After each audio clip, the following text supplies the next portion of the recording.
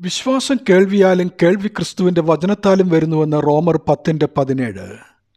ക്രിസ്തുവിൻ്റെ വചനം ഉച്ചത്തിൽ വായിക്കുകയും അത് കേൾക്കുകയും ചെയ്യുക വഴി വിശ്വാസം നമ്മിൽ ജനിക്കുകയും ആ വിശ്വാസത്തോടെ കൂദാശകൾ അനുഭവിക്കുന്നത് വഴി ക്രിസ്തുവിൽ വളരുവാനും നിത്യതയ്ക്ക് യോഗ്യരാകുവാനും ഇഹലോക ജീവിതത്തിൽ കർത്താവിൽ നിന്ന് കൃപയും കരുണയും സ്നേഹവും സമാധാനവും പ്രാപിക്കുവാനും ഇടയാകും. കാനാവിലെ കല്യാണത്തിന് പച്ചവെള്ളത്തെ വീഞ്ഞാക്കുകയും 5 അപ്പം കൊണ്ട് 5000 പേരെ പോഷിപ്പിക്കുകയും ചെയ്ത ക്രിസ്തുവിന് അപ്പവീഞ്ഞുകളെ തിരുശരീര രക്തങ്ങളാക്കി മാറ്റുവാനും കഴിയും.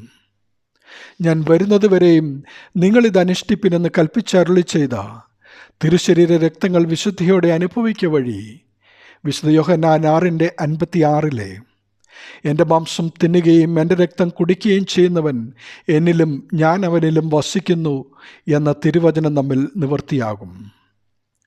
അങ്ങനെ ക്രിസ്തു നമ്മുടെ ഉള്ളിൽ കൂദാശകളുടെ രാജ്ഞിയും ആരാധനയുടെ മകുടവുമായ വിശുദ്ധ കുർബാനയിലൂടെ നമ്മിൽ വസിക്കും.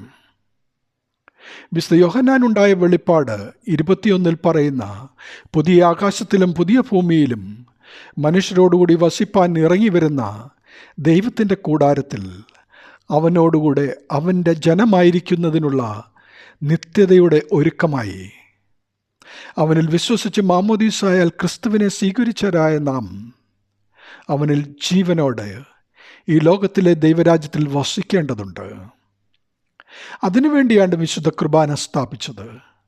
അവനിൽ നീതീകരിക്കപ്പെട്ട് രക്ഷയിലേക്ക് പ്രവേശിച്ച നാം വിശ്വാസത്തിൽ വളർന്ന് പ്രവർത്തികളാൽ ബലപ്പെട്ട് അവിടുത്തെ തിരുശരീര രക്തങ്ങളെ വിശുദ്ധിയോടെ പ്രാപിക്കുമ്പോൾ നാം അവനിലും അവിടുന്ന് നമ്മിലും വസിക്കും.